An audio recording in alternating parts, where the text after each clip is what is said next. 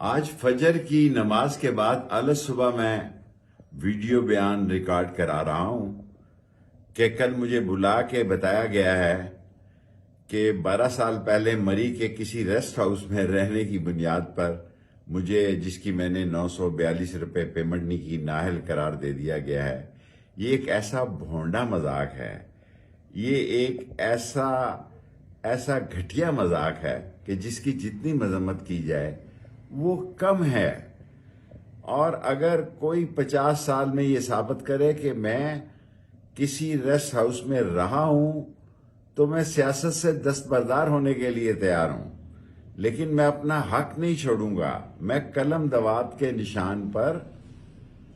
عوامی مسلم لیگ سے حلقہ 56 اور حلقہ 57 میں الیکشن لڑ رہا تھا، اور پی ٹی آئی کے سپورٹروں اور ووٹروں کی بھی مجھے حمایت حاصل تھی،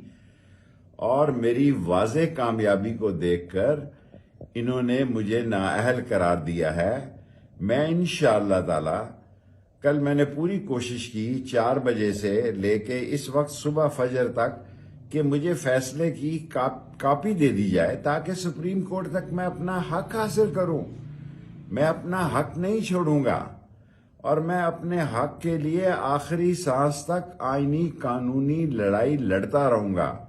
اور انشاءاللہ تعالی 56 اور 57 میں قلم دوات تاریخی کامیابی سے جیتے گی، اور وہ جو لوگ سازشیں کر رہے ہیں، جنہوں نے معاشی، سیاسی، اقتصادی طور پر اس ملک کو تباہ کر دیا، یہ دوبارہ لندن جائیں گے، اور پی ڈی ایم کا وہ حشر ہوگا کہ ان کو بھاگنے کا راستہ نہیں ملے گا۔ لندن جانے کے علاوہ ان کے پاس کوئی راستہ نہیں۔ ہم پاکستان میں جئیں گے، پاکستان میں مریں گے،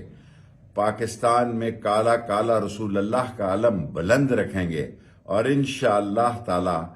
56 اور 57 میں آج نہیں تو کل قلم دوات تاریخی کامیابی سے جیتے گی۔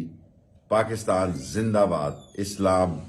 زندہ باد، ختم نبوت زندہ باد، غریب عوام زندہ باد۔